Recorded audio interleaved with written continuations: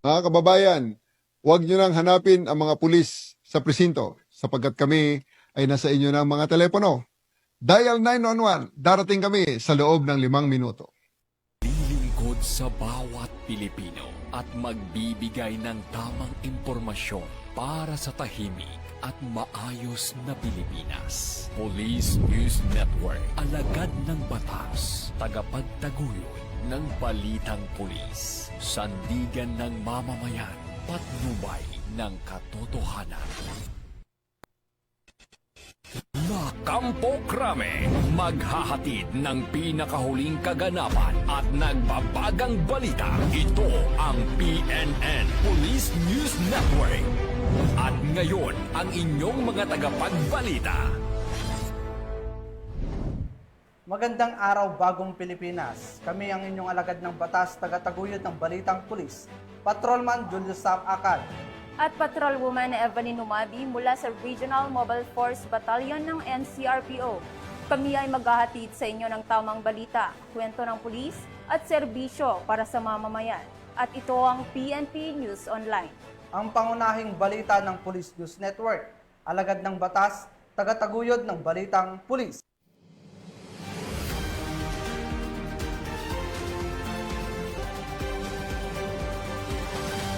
Narito ang mga balitang dapat niyong abangan. Mahigit 6 na milyong pisong halaga ng smuggled cigarettes na sabsam sa Digos City. Binatilyo, arestado sa pagbebenta ng illegal na droga. At Cyber Awareness Symposium at live simulation ng 911 5-minute response isinagawa sa Police Regional Office 6.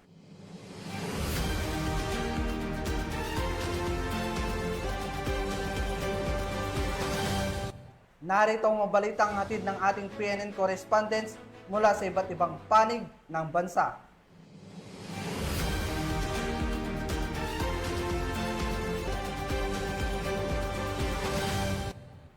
Simulan natin ang balita mula sa bahagi ng Luzon.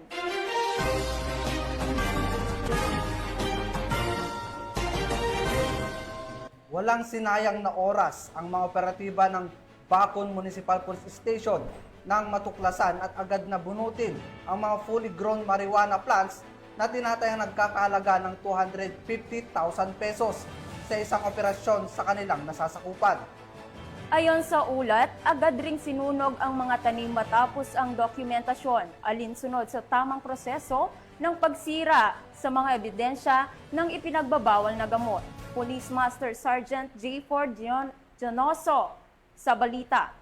Tinatayang 250,000 halaga ng fully grown marijuana plants ang nadiskubre ng Bacon PNP sa Cayapa, Bacon, Benguet nito lamang Hulyo taong kasalukuyan. Ayon kay Police Colonel Joseph Bayongasan, Provincial Director ng Benguet Police Provincial Office, ang matagumpay na operasyon ay dahil sa pinagsanib na puwersa sa pangunguna ng Bacon Municipal Police Station, Provincial Drug Enforcement Unit, Benguet Police Provincial Office, Regional Intelligence Division, Police Regional Office Cordillera, Regional Intelligence Unit 14, at Philippine Drug Enforcement Agency CAR. Nagresulta ang operasyon sa pagkadiskubre ng isang plantasyon na may kabuuang lawak na humigit kumulang 250 square meters na may tanim na 1,250 fully grown marijuana plants na may standard drug price na 250,000 pesos. Bagamat walang nahuling cultivator, ang nasabing marijuana plants ay binunot at sinunog ng mga operatiba at ang sapat na sample ay dinala sa Regional Forensic Unit CAR para sa qualitative test. Ang matagumpay na operasyong ito ay patunay lamang ng pambansang pulisya ay nakikiisa sa programa ng ating pamahalaan upang maging ligtas at illegal drug-free ang ating bansa. Mula dito sa Police Regional Office Cordillera, ako ang inyong PNN correspondent, Police Master Sergeant J. Forgencio,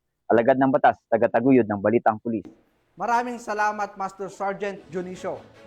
Naaresto ng mga operatiba ng Bilanonan Police Station ang isang lalaki na kabilang sa top 6 most wanted person sa lalawigan ng Pangasinan sa bisa ng warrant of arrest para sa kasong statutory rape. Nakibalita dyan si Police Corporal Joanna Marie de los Santos. Arestado ang isang lalaking nakabilang sa top 6 most wanted person sa lalawigan ng Pangasinan sa ikinasang manhunt operation ng Binalonan Police Station, katuwang ang iba't ibang unit ng Philippine National Police dakong alas 12 ng tanghali nito lamang Miyerkules sa Barangay Poblasyon, Binalonan, Pangasinan. Kinilala ni Police Major Zainon A. Piking, Chief of Police ng nasabing istasyon ang suspect sa pangalang Joseph, 24 anyos, isang solar installer, Tubong Season, Pangasinan at kasalukuyang naninirahan sa Binalonan. Siya ay naaresto sa bisa ng warrant of arrest para sa kasong statutory rape na inisyu ni Honorable Edwin Bautista Maynigo ng Family Court Branch 16, Ordaneta City, Pangasinan na walang inirekomendang piyansa. Ang suspect ay kabilang din sa listahan ng top 3 most wanted person sa munisipalidad ng bayan ng Binalonan. Agad naman siyang isinailalim sa physical at medical examination bago tuluyang dalhin sa kustudiya ng pulisya para sa tamang disposisyon. Ang matagumpay na operasyon na ito ay patunay ng dedikasyon ng kapulisan sa paghahatid ng hustisya at pagsasakatuparan ng mga batas. Sa ilalim ng kanilang masigasig na kampanya, titiyakin ng PNP na ang mga kriminal ay mapapanagot at ang kapayapaan sa bawat komunidad ay mapangangalagaan. Mula dito sa Ilocos Region, ako ang iyong PNN correspondent, Police Corporal Joanna Marie N. De Los Santos, alagad ng batas, tagataguyod ng balitang pulis. Maraming salamat, Police Corporal De Los Santos. Sa halip na nasa paaralan, sa kulungan ng kinahantungan ng isang 19 anyos na binatilyo matapos mahuli ng mga tauhan ng Santiago City Police Station at ng Philippine Drug Enforcement Agency sa pagbebenta ng ilegal na droga sa Cordon Isabela. Magbabalita dyan si Patrolwoman Lainey Lorenzo. Walang kawala sa mga otoridad ng Presinto 4 ng Santiago City Police Office ang isang 19 anyos na binata matapos mahuling nagbebenta ng droga sa Purok sa East Bypass Road, Barangay Sinsayon, Santiago City, pasado alas 3 ng hapon noong ika-16 ng Hulyo taong kasalukuyan. Ang suspect ay tinago sa pangalang JD, isang out-of-school youth, laborer at residente ng Purok 7, Barangay Turod Sur, Cordon Isabela. Nanguna sa operasyon ang Santiago City Police Office Station 4, katuwang ang PIDEA Quirino Provincial Office na may koordinasyon sa PIDEA Region 2 na nagbunga ng pagkakadakip sa binata. Nabili sa suspect ang isang medium-sized transparent plastic sachet ng hinihinalang shabu na may bigat ng kalahating gramo at tinatayang nagkakahalaga ng 3,400 pesos. Nasamsam din mula sa kanya ang marked money na 3,500 pesos, isang Android phone at ang motorsiklong gamit nito. Sasampahan siya sa kasong paglabag ng Republic Act 9165 o ang Comprehensive Dangerous Drugs Act of 2002 at kasalukuyang nasa kustudiya ng Santiago City Police Station 4. Patuloy ang maigting na kampanya ng pambansang pulisya laban sa iligal na droga bilang bahagi ng pagsuporta sa layunin ng bagong Pilipinas, isang lipunang ligtas, disiplinado at maunlad na bayan. Mula dito sa Lambak ng Cagayan, ako ang inyong PNN correspondent, Patrolwoman Lainey Lorenzo, alagad ng batas, tagataguyod ng balitang pulis. Maraming salamat, Patrolwoman Lorenzo. Kalaboso ang inabot ng 2 drug suspect matapos mahulian ng mahigit kalahating milyong pisong halaga ng hininalang shabu sa ikinasang bypass operation ng Abukay Municipal Police Station sa Barangay Wawa, Abukay, Bataan. Patrolwoman Janice Bulahaw sa report. Arestado ang 2 suspect sa ikinsang bypass operation ng mga operatiba ng Abukay Municipal Police Station sa Barangay Wawa, Abukay, Bataan. Ang operasyon ay pinangunahan ng mga tauhan ng Abukay Municipal Police Station sa ilalim ng pamumuno ni Police Major John Ray A. Kutab, Officer in Charge katuwang ang Philippine Drug Enforcement Agency. Kinilala ang 2 lalaking suspect na sina alias Mark 37 anyos at residente ng Barangay Wawa, Abukay, Bataan at si alias Jose 64 anyos, residente ng Barangay Kaparangan, Orani, Bataan. Nakumpiska mula sa mga suspect ang 11 piraso ng heat-sealed transparent plastic sachets na naglalaman ng hinihinalang shabu na may tinatayang kabuuang bigat na 79.99 gramo at may standard drug price na 543,932 pesos. Ang mga suspect at mga nakumpiskang ebidensya ay nasa kustodiya na ng Abukay MPS para sa kaukulang dokumentasyon at pagsasampa ng kasong paglabag sa Section 5 at 11 ng Article 2 ng Republic Act 9165 o ang Comprehensive Dangerous Drugs Act of 2002. Patuloy ang maigting na kampanya ng Bataan Police Provincial Office sa ilalim ng pamumuno ni Police Colonel Marites A. Salvadora laban sa ilegal na droga. Alinsunod sa direktiba ng PNP Chief Police General Nicolas D. Torre III at ni Police Brigadier General Ponce Rogelio I. Peñones Jr., Regional Director ng Pro-3, upang mapanatili ang kaayusan at kapayapaan sa buong lalawigan ng Bataan. Mula dito sa gitnang Luzon, ako ang inyong PNN correspondent, Patrolwoman Janice Bulahaw, alagad ng batas, tagataguyod ng Balitang Pulis. Maraming salamat, Patrolwoman Bulahaw. Nasa kote ng mga otoridad ang isang high-value individual sa Naga City, Camarines Sur, sa ikinasang buy-bust operation na nagresulta sa pagkakakumpiska ng mahigit 500,000 pisong halaga ng hinihinalang shabu. Police Staff Sergeant Irene Hani Tria Abad, ibalita mo. Tagumpay na naaresto ng Police Regional Office 5 ang isang high-value individual sa isinagawang buy-bust operation sa Naga City, Camarines Sur nito lamang 16 ng Hulyo taong kasalukuyan. Ang operasyon ay isinagawa ng pinagsamang mga operatiba mula sa City Intelligence Unit, City Police Drug Enforcement Unit at Police Station 1 ng Naga City Police Office sa pakikipag-ugnayan sa Philippine Drug Enforcement Agency Regional Office 5. Ang suspect na kilala bilang alias Kaloy ay naaresto matapos magbenta ng iligal na droga sa isang undercover operative. Nakumpiska ng mga otoridad ang 23 heat-sealed plastic sachets na naglalaman ng hinihinalang shabu na may timbang na 80 gramo na nagkakahalagang 544,000 piso. Mahaharap ang suspect sa kasong paglabag sa RA 9165 o ang Comprehensive Dangerous Drugs Act of 2002. Pinuri naman ng bagong talagang Pro-5 Director na si Police Brigadier General Nestor C. Babagay Jr. ang operasyon kung saan ito ay sumasalamin sa walang humpay na pagsisikap ng kasurug cops na sugpuin ang iligal na droga sa naturang rehiyon. Mula dito sa Bicol Region, ako ang inyong PNN correspondent, Staff Sergeant Irene Hani Tria Abad, alagad ng batas, tagataguyod ng Balitang Pulis.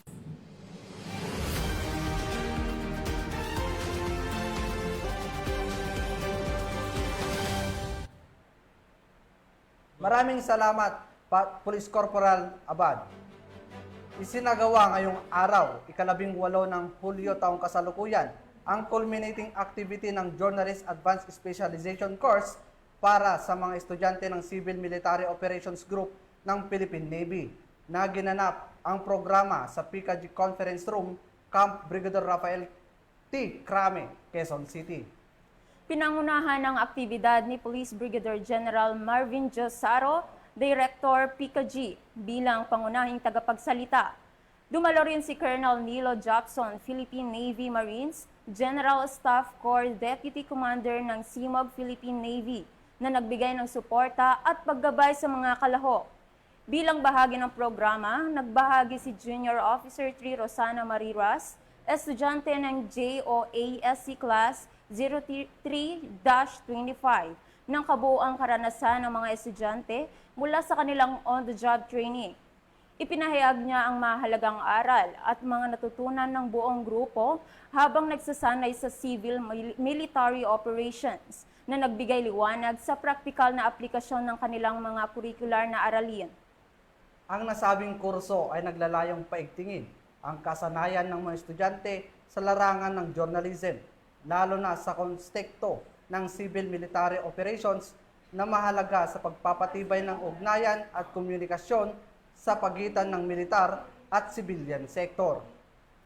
Tunghayan naman natin ang mga balita mula sa Visayas.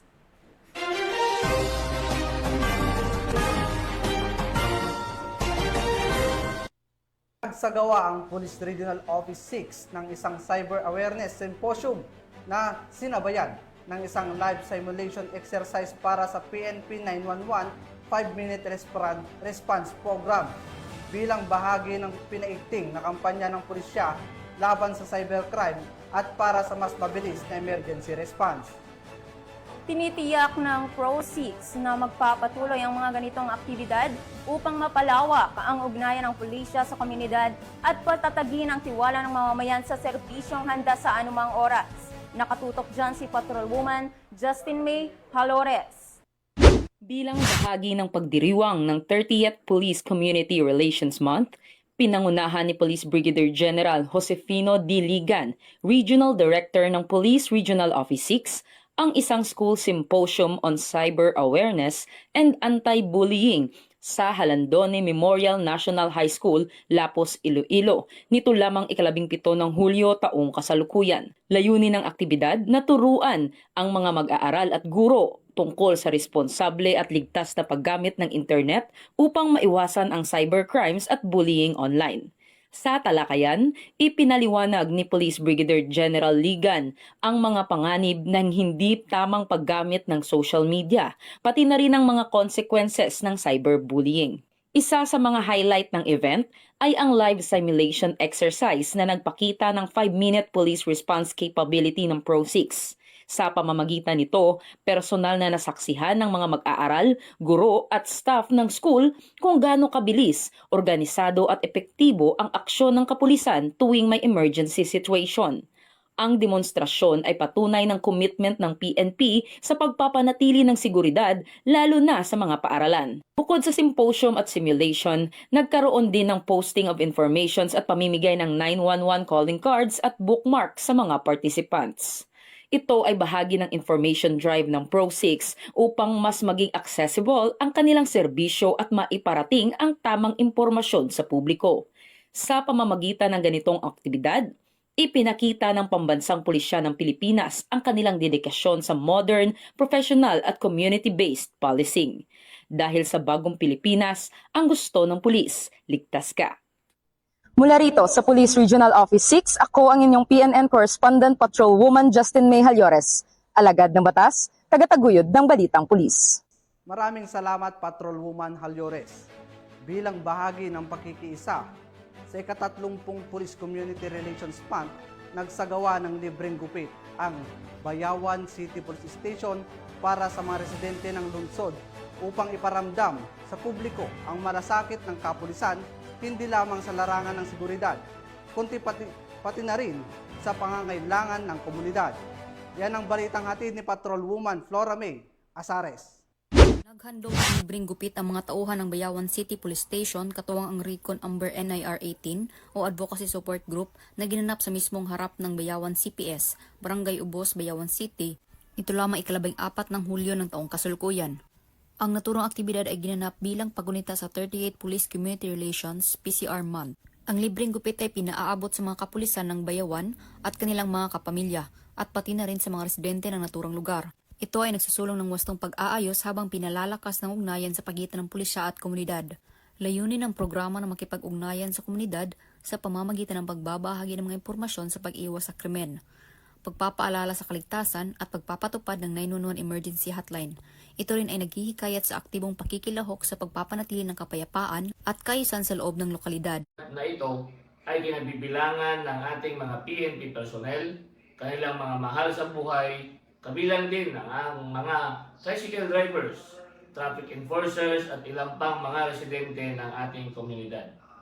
Sa temang, sa bagong Pilipinas, ang gusto ng pulis, ligtas ka, ay paalala sa ating lahat na ang kaligtasan at kapakanan ng bawat mamamayan ang pangunahing layunin ng inyong kapulisan dito sa Bayawan City.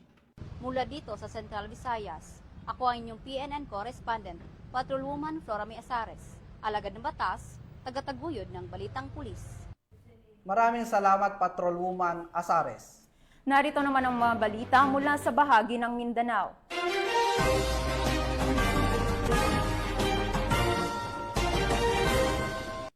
Isang matagumpay na operasyon kontra smuggling ang sinagawa ng pulisya sa Digos City, kung saan nasamsam ang mahigit 6 na milyong pisong halaga ng smuggled cigarettes mula sa isang binata. Hindi naman titigil ang kapulisan sa pagbabantay sa mga iligal na aktibidad sa rehiyon, lalo na ang pagpasok ng mga smuggled goods. Nakibalita dyan si Patrolwoman Daphne Pasaol. Bisa na pinaigting na kampanya kontra kriminalidad at smuggling sa rehiyon, isang matagumpay na operasyon ang isinagawa ng mga otoridad na nagresulta sa pagkakaaresto ng isang binata na kinilalang si alias Joy Red, 19 anyos at residente ng Barangay Tampakan, Hulo-Sulo. Naaresto siya madaling araw nitong Hunyo 17 taong kasalukuyan sa Dato Compound, Barangay Zone 1, Digos City. Nakumpiska mula sa sospek ang iba't ibang tatak ng smuggled na sigarilyo na umaabot sa 128 master cases. Ayon sa paunang tansya, ang halaga ng naturang kontrabando ay umaabot sa 6.4 milyon. Ang operasyon ay isinagawa ng mga intelligence operatives ng Regional Intelligence Division 11 sa pangunguna ng kanilang hepe na si Police Colonel Melvin R. Mutante, katuwang ang Regional Police Drug Enforcement Unit 11 at ang Digos City Police Station sa pakikipag-ugnayan sa Bureau of Customs Davao. Pansamantalang nakakulong ngayon ang sospek habang inihahanda ang kasong paglabag sa Republic Act 10863 o Custom Modernization and Tariff Act at Republic Act 10643, isang batas na naglalayong magtaguyod ng kamalayang pangkalusugan sa pamamagitan ng graphic health warnings.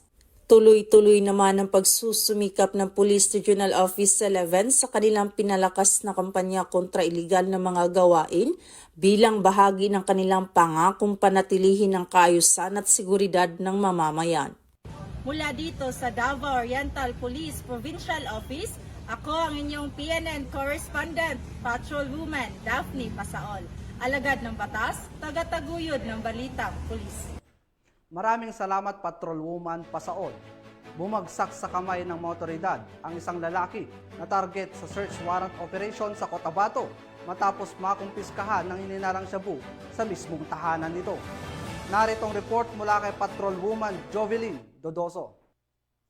Ng mga operatiba ng Tulunan Municipal Police Station ang tinatayang 2.5 gramo ng hinihinalang shabu sa isinagawang operasyon sa Barangay Poblasyon Tulunan, Cotabato. Ang operasyon ay isinagawa sa bisa ng search warrant na nagresulta sa pagkakaaresto ng suspect na si alias Cardo na nasa listahan ng street level individual, legal ang edad at residente rin ng naturang lugar. Sa aktual na operasyon, nakumpiska mula sa pag-iingat ng suspect ang 7 Hitzel transparent plastic sachet na naglalaman ng pinaniniwala ang shabu. Tinatayang may bigat itong 2.5 gramo at may kabuang standard drug price na 17,000. Agad namang ipinaalam sa suspect ang kanyang mga karapatang konstitusyonal gamit ang wikang kanyang nauunawaan alinsunod sa Miranda Doctrine at Anti-Torture Law. Nahaharap ang suspect sa kasong paglabag sa RA 9165 o Comprehensive Dangerous Drugs Act of 2002. Muling pinatutunayan ng matagumpay na operasyon ang walang tigil na kampanya ng PNP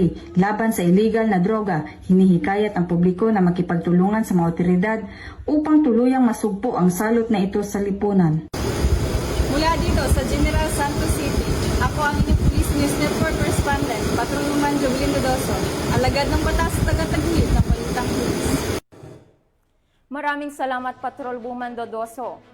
Dahil sa pagpapatuloy na operasyon ng pulisya kontra iligal na droga, 3 individual ang naaresto sa ikinasang bypass operation ng pulisya sa Ozami City. Tinutukan niya ni Patrolwoman Riza Sahonia. Tiklo ang 3 drug suspects sa ikinasang drug buy-bust operation ng mga operatiba ng Ozami City PNP sa Barangay Maningkol, Ozami City, Misamis Occidental nito lamang ika-17 ng Hulyo taong kasalukuyan. Kinilala ni Police Lieutenant Colonel Harvey Abellanosa, officer in charge ng Ozami City Police Station ng mga drug suspect na sina alias Ipoy, 37 taong gulang, alias Michael, 29 na taong gulang at alias Adam, 22 taong gulang, mga lalaki at mga residente ng nasabing lugar.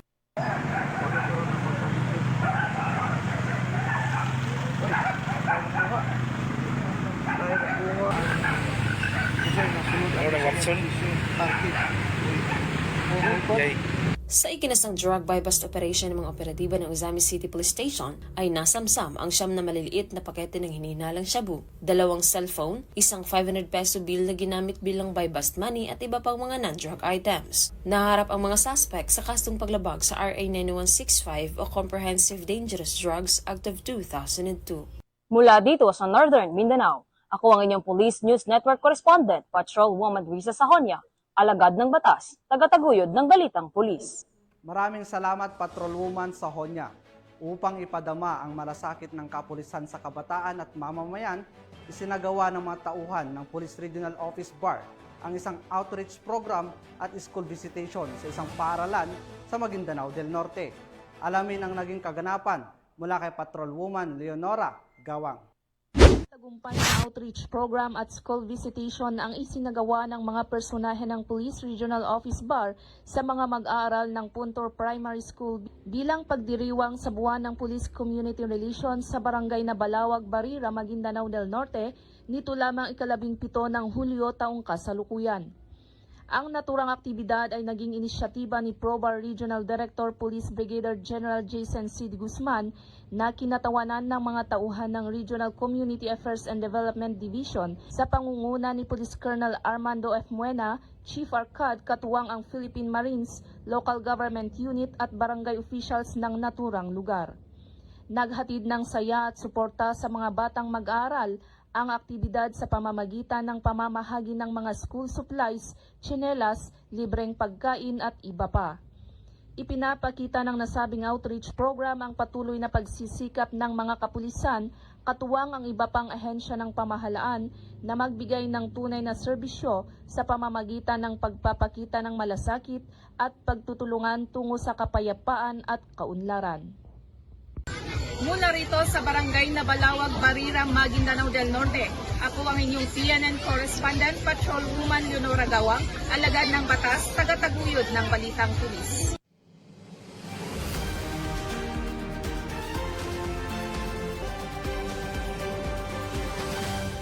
At yan ang mga balitang nakalap ng ating PNN correspondents mula Luzon, Visayas at Mindanao. At bago po tayo tuluyang magtapos ngayong araw, nais naming bigyang pugay ang isang napakahalagang tagumpay. Congratulations sa Regional Mobile Force Battalion ng NCRPO sa kanilang pagkakapanalo bilang kampyon sa katatapos lamang na Civil Disturbance Management Competition 2025 na dinaluhan din ng ating Chief PNP, Police General Nicolas Torre III, na ginanap kahapon sa Camp Bagong Diwa, Taguig City. Isang espesyal na pagbati rin, syempre sa ating co-host dito sa Police News Network, na si Patrolwoman Evelyn Lumabi, na bahagi ng RMFB NCRPO na nakikipagkitang gilas sa nasabing kompetisyon. Congratulations po, ma'am. Thank you so much po, sir, sa napakalaking karangalan po para sa amin sa Regional Mobile Force Battalion ng NCRPO sa pangunguna po ng aming Force Commander na si Police Colonel Celso M. Rodriguez, ang maging kampiyon sa Civil Disturbance Management Competition ngayong taon. Sa ngalan ng pamunuan ng Philippine National Police, sa pangunguna ni PNP Chief Police General Nicolas Torre III at sa pamumuno ni President Ferdinand Bongbong Marcos Jr., kami ay maglilingkod sa bawat Pilipino at magbibigay ng tama at balansing balita. At kami po ay muling nagpapaalala na huwag nyo nang hanapin ang mga pulis sa presinto sapagkat kami ay nasa inyo ng telepono. Dial 911, darating kami sa loob ng 5 minuto. Dahil dito sa bagong Pilipinas, ang gusto ng pulis, ligtas ka. Mula rito sa tanggapan ng tagapag-ugnay ng pambansang pulisya, kami ang inyong alagad ng batas, tagataguyod ng balitang pulis, Patrolman Julius Sam Akad. At Patrolwoman Evelyn Lumabi mula sa Regional Mobile Force Battalion ng NCRPO. Maghahatid ng tamang balita, kwento ng pulis at serbisyo para sa mamamayan. At ito ang Police PNP News Online, ang pangunahing balita ng Police News Network.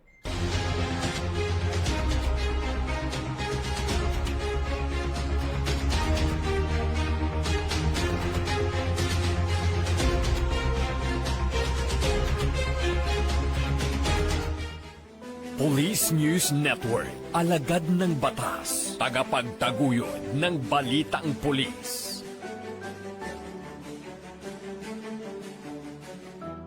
Mga kababayan, huwag nyo nang hanapin ang mga pulis sa presinto sapagkat kami ay nasa inyo ng mga telepono. Dial 911, darating kami sa loob ng 5 minuto. This is an emergency.